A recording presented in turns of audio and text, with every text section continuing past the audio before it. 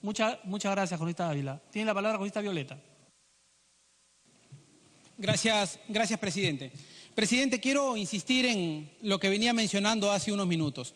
Yo creo que hay algunos conceptos que tenemos que tener claro. En el caso de salud, la patronal no es el Estado, la patronal es el ciudadano trabajador. El Fondo de Salud se sustenta sobre la base del aporte de los trabajadores y en la que el tercio que aporta el Estado es precisamente porque el Estado asume un compromiso en esta relación tripartita, empresa, Estado y trabajador, pero el servicio y el aportante fundamental es el trabajador. Por lo tanto, cuando hablamos de disposiciones de los fondos de salud, estamos hablando de los fondos de los trabajadores que en este caso sirven para la cobertura propiamente del servicio de salud como para las atenciones logísticas que son necesarias para brindar dicho servicio. Por lo tanto, creo, presidente, que aquí tenemos que tomar un mínimo más de reflexión sobre estos aspectos que tienen una relevancia no solamente en salud, sino en el Estado peruano en general. E insisto con lo siguiente, salud no ha tenido la oportunidad de alcanzarnos las cifras exactas y como corresponde en la Comisión de Trabajo y en la Comisión de Presupuesto o la Comisión de Economía. Hemos desarrollado un dictamen sobre la base de la información que hemos tenido a la mano. ¿Y qué cosa es lo que estamos verificando en este momento? Estamos verificando que el costo que significaría aprobar esta ley solo en salud significa 281 millones, que se suma más de los 400 millones que ya nos costó la modificación del CAS y su pase a la 728. Pero nos estamos olvidando que conforme al artículo 103 de la Constitución, esta misma modificación va a tener un reflejo sobre todo el régimen 276 que existe en la administración pública. ¿Y cuánto cuesta eso? Eso pasa de costarle 281 millones de salud a costar 1.886 millones al Estado peruano. Por lo tanto, lo que nos tendríamos que preguntar esta mañana, presidente, no es cómo hacemos para limitar... Para que concluya, por favor. Por lo tanto, la discusión, presidente, le voy a dar la interrupción a la congresista Salazar en correspondencia al pase que antes me dio. Congresista Salazar, ¿tiene la interrupción?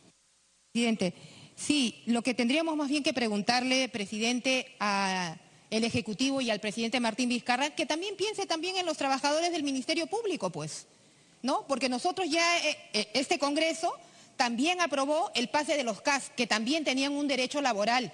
Y el pase de los CAS también tuvimos esa precisión y esa gran responsabilidad que solamente sabemos que salud se maneja con presupuesto privado de los trabajadores y el Ministerio Público es del sector público, con recursos propios del Estado, donde todos los peruanos aportamos. Entonces, ahí está la tarea para el presidente y para todo su equipo de ministerio para que vea. ¿Cuánto tiempo vamos a esperar, congresista Giller Violeta? No estamos hablando de usted y yo, estamos hablando de trabajadores que tienen familia, que tienen derecho a tener un acceso y un desarrollo familiar, educativo, pero con esos sueldos míseros que tenemos no lo vamos a lograr. Entonces yo creo que también tenemos que balancear y equiparar, que no podemos tener dos trabajadores diferenciados, sino tenemos que tener, todo trabajador tiene que tener...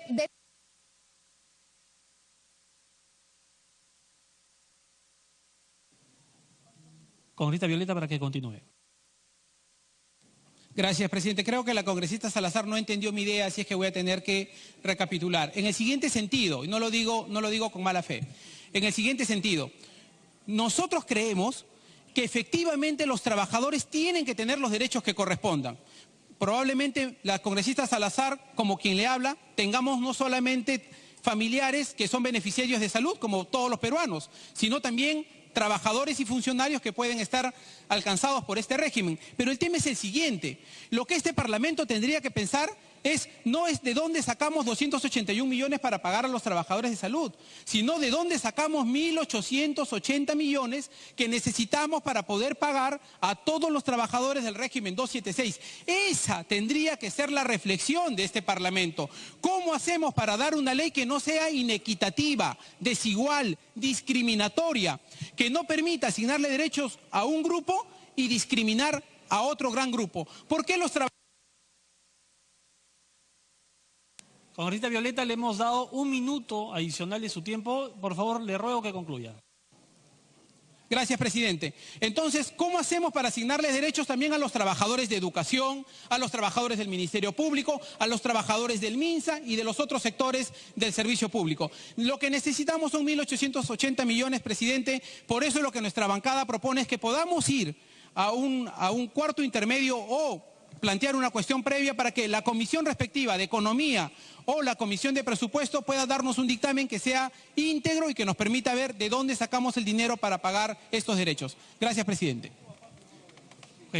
Tiene la palabra el congresista Mulder.